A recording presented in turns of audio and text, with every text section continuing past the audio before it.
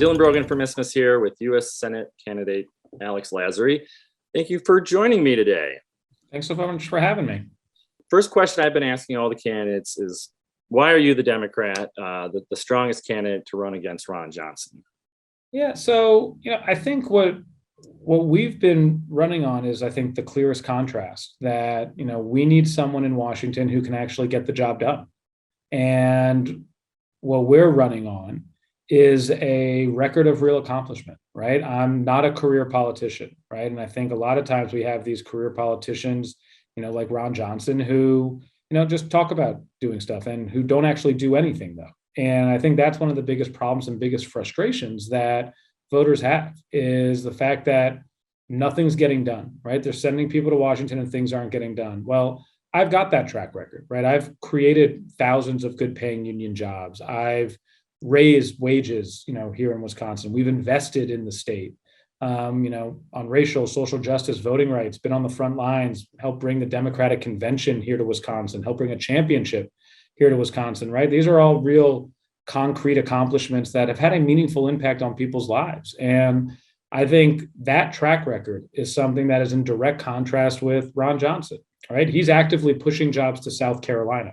He's not trying to create any jobs here. He's actively pushing them to South Carolina. And so what I think we need, and why I think I'm the best candidate, is because I can make the case that, look, we need a second U.S. senator, right? Tammy has been in D.C. alone fighting the good fight, but she needs a partner, and she needs someone who can go there from day one and help deliver results for the people of Wisconsin. And that's what I've done. And that's why people know that's what I can do. And I think that's why we're seeing the momentum and the success of our campaign that we've seen so far.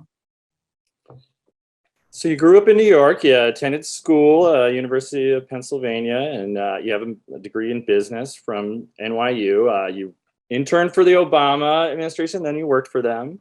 You hit a little bit on it, but tell us what it's been like since you've been in Wisconsin, and what the work you've done to make the Milwaukee Bucks what they are today.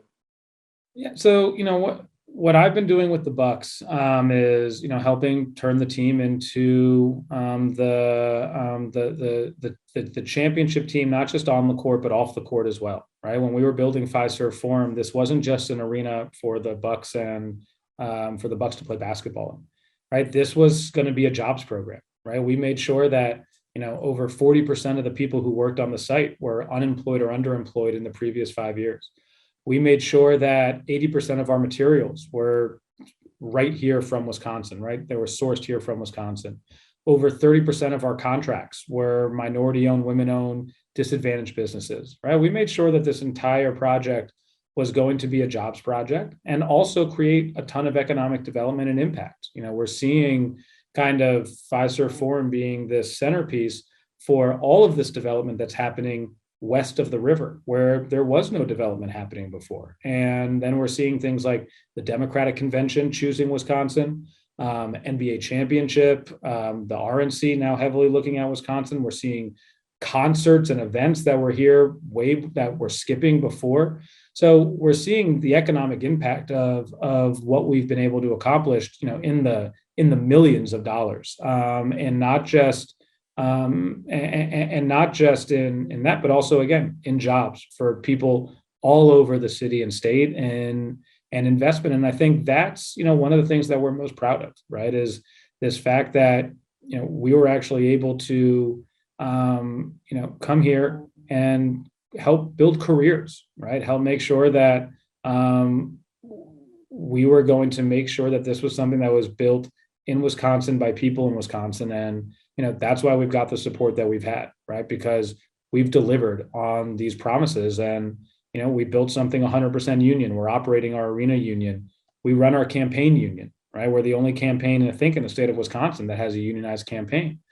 These are the type of things that I'm trying to talk about in the campaign, which is we don't just talk about these issues, right? We're living them, we're accomplishing them. And that's how I'm going to get to DC, and not just fight, but deliver. And certainly the level of support from unions in Wisconsin, even before you announced your candidacy, in terms of that Pfizer project, which might not have happened, right, if there was a Republican administration and city of Milwaukee and a whole bunch of stuff to come together. So I think that union support is, one reason why voters are giving you a really hard look here. What do you say to one of your opponents who is comparing that project to Foxconn? What's the difference? Well, one, we've actually created jobs and have actually created investment, right? Like this was one of the most successful public-private partnerships, I think, in Wisconsin history. And when you look at the economic impact that's happened, the jobs that were created, right? We're seeing, you saw, Dan Vucevich, head of the building trades, saying that if you weren't for this project, then you're not for working people, right? This was something that created thousands of good paying union jobs for people all across this state, right? We made sure that concrete and steel and the materials that we use were sourced right here from Wisconsin, right? These are jobs and investments that were able to be created all across the state. I think when you contrast that with Ron Johnson's record, right, of doing nothing and actively pushing jobs like these Oshkosh trucking jobs to South Carolina, I think you see this clear contrast between creating jobs and working for the people of Wisconsin and working for the people of South Carolina. And so what I think we need is, not Ron Johnson, who I think is serving like, South Carolina's third senator.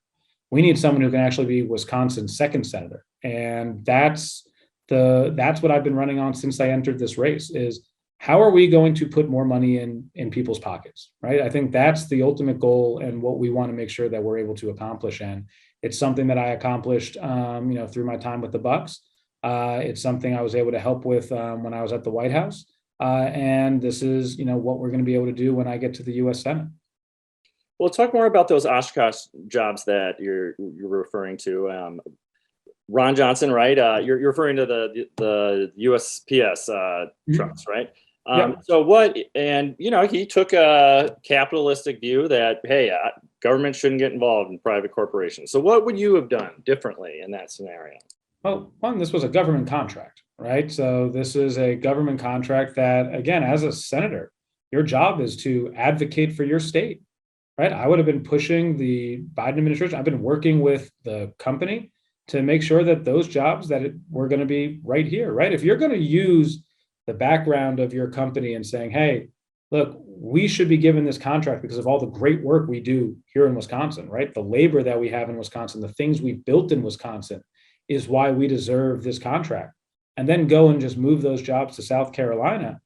That's a big problem, right? And that's, I think, going against kind of the principles that we've set. But most importantly, and I think the biggest distinction is Ron Johnson, what he said was, look, if you can build it cheaper and more efficient somewhere else, then that's where you should go do it. And my view is if you want to build something right, if you want to build it efficient and you want the best product, you build it here in Wisconsin, you build it union. And we've shown that, right? Oshkosh Truck has shown that with all of the stuff that they have. Oshkosh Defense, has shown that with all the stuff that they've done in Wisconsin. It's why they were given this contract.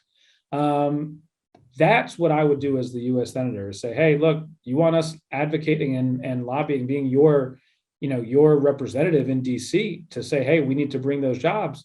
Well, then you've got to bring those jobs here to Wisconsin. And I think that's something that you have a lot of influence to say in when you're in the U.S. Senate. So this primary race between the Democratic U.S. Senate candidates, it's certainly grown tighter in recent weeks. Your campaign released a poll showing you're in a statistical tie with Lieutenant Governor Mandela Barnes, who many see as the front runner in this race. But what do you say to voters? And we're Isthmus, we're very Madison and Dane County oriented, but not to neglect any other voters. But what do you say to voters who I'm sure think you're a perfectly nice man, but you're also very wealthy. You're from New York, you got no prior experience in public office, and you just have the means to spend more money on a Senate campaign than most Wisconsinites make in their lifetime. What do you say to those voters? Well, what I say is, look at our records, right? That's all we're saying is, hey, just take a look at our record, right? I've never been shy. I will invest in the campaign, but we've raised just as much money, I think, or nearly as much as any other candidate in this race. We've been able to get, donations from all 72 counties in Wisconsin, from people all across the state. right? This is a race where we are having, I think, a very successful fundraise from grassroots and from people all across Wisconsin. But I think the most important thing is, what we're just saying is, hey, look at the support that we have, right? Look at our records. That's where I think the contrast and everything is driven, right? And then we need to make sure that we can have a fair fight against Ron Johnson, right? There's going to be tons of resources thrown into making sure that Ron Johnson is reelected. And what I've said is, I want to make sure that we have the ability to fight back. And that's why I'm investing in my campaign and why we've got such a strong fundraising arm. But look, what we're also doing is we're just talking about why I think I would be the best senator, right? You're not hearing me talk about why not any of the other candidates, right? That's not something that we talk about. We want to tell voters why us. And if I can't give a pro reason to get you to vote for me, then I don't deserve to win. And that's what you see in our ads. That's what you see in our direct mail, in our digital, and anything that we do. If anyone comes in and hears me speak, or hears my stump, we're not talking about why not any other candidate. We're talking about why me, and why I think I would not just be the best candidate, but also the best senator, because that's also something I think we need to think about. And I think we're seeing that now playing out in the polls, right? We're seeing voters saying, I like what Alex is talking about. He's talking about how are we going to create jobs here in Wisconsin. He's talking about inflation and supply chains and the rising costs and issues that we're dealing with.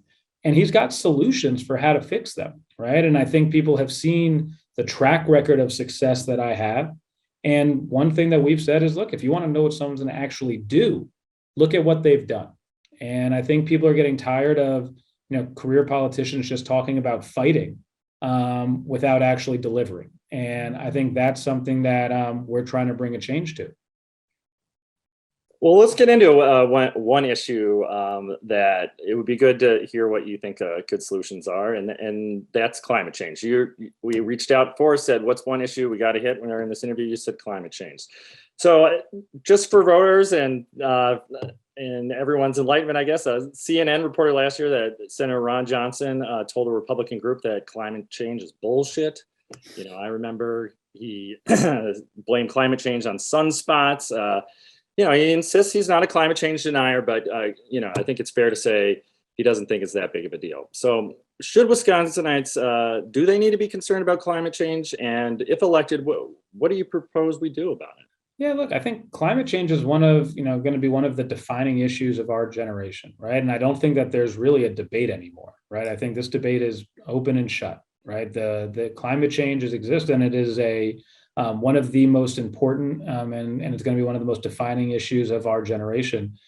What I want to do, and what I think is so important, is we've got to use this as also an opportunity to make sure that we're able to kind of set Wisconsin, I think, on a path of the 21st century, and ensure that we can make sure that we're creating good paying union jobs and making Wisconsin, I think, the new, kind of green belt of the United States, right? One thing we do better than anyone is we build things, right? That is the history of Wisconsin, and is what we do best. We build things. And so one of the ways that we can stem the tide of climate change and also make sure that we are actually energy independent is to make sure that we're manufacturing this new green tech here in Wisconsin, right? Electric car batteries, wind turbines, solar panels, right? Making sure that all of that manufacturing is coming right here to Wisconsin. Because if we can become the leader in that, that's going to set us on a path towards not only stemming the growth of climate change and making sure that we have that my daughter has a planet to live on and a clean planet to live on, but also making sure that we're setting up an economy for the 21st century. And that's one of the things that I've done with Fiserv Forum, right? Fiserv Forum, we've kind of shown that there doesn't have to be this false choice between protecting the environment and creating good paying jobs. Right, the Deer District in Fiserv Forum, I believe, is one of the most environmentally friendly arenas, I think, in North America. So what we've shown is that you can create good paying union jobs by also making sure that you're kind of following and using these progressive values to make sure that we're protecting the climate. And we're seeing a number of companies around the country kind of follow that lead and making sure that they're also doing that. And so what I want to do as the next U.S. Senator is make sure that I'm partnering with Tammy to invest in these type of new green manufacturing jobs, to bring them here to Wisconsin so that we can be the leader in that. And I think one of the most important things that we can do when it comes to this is bring more research back here, more research dollars back to our UW system. I think we used to be the first or second in federal research dollars coming to our university system. I think now we're something like 8th or 9th. And if we bring more of that back, that's going to make sure that we're leading the charge in new green energy research, and it's going to make us a hub for that type of business. So, Senator Feingold, who held a seat at one time, he I think one unique aspect to his tenure in the Senate was just how strong he was on some of this trade stuff, right? And NAFTA, CAFTA, it's 2 times the SHAFTA. I remember those buttons. Is that all tie into what you're talking about here? I mean, I feel like we have kind of lost what the debate is about trade in this race in Wisconsin. So I think when we're looking at something like trade, right, we've got to, I think, look at it. One is we need to make sure that we have fair trade, right? I think that's the most important thing, and to make sure that other countries aren't taking advantage of anything, and to make sure that they're all playing by the same rules, right? And I think one of the things that we've kind of let go of is we're allowing companies to kind of take the cheap and easy way out by moving a lot of jobs overseas. But I think what we're also seeing right now is a little bit of a regret, right? Because now you deal with country risk, right? You're dealing with, the risk of a Russia invading, a Ukraine. And now what do you do as a country, right? You deal with human rights risk. I think what we want to make sure we're doing is incentivizing companies to bring jobs back here. That also means that we have to invest in workforce training. We have to invest in education, right? We've got to make sure that we've got the most talented people to build the most efficient and best products in this country. And that means that we've got to be able to stand up to countries like China and be able to say, hey, look, we're going to bring jobs back here, and we're going to become make sure that our supply chains and manufacturing operations are able to happen here in the United States. With that being said, we can't just close off to the rest of the world, right? Isolationism is not a strategy, because when we also look at our agricultural markets, our dairy markets, exports are one of our biggest money makers. And so what we have to do is just make sure that we're creating these fair trade deals that show that every country is going to play by the same rules, and not allow our companies to take the cheap and easy way out by manufacturing and shipping jobs overseas.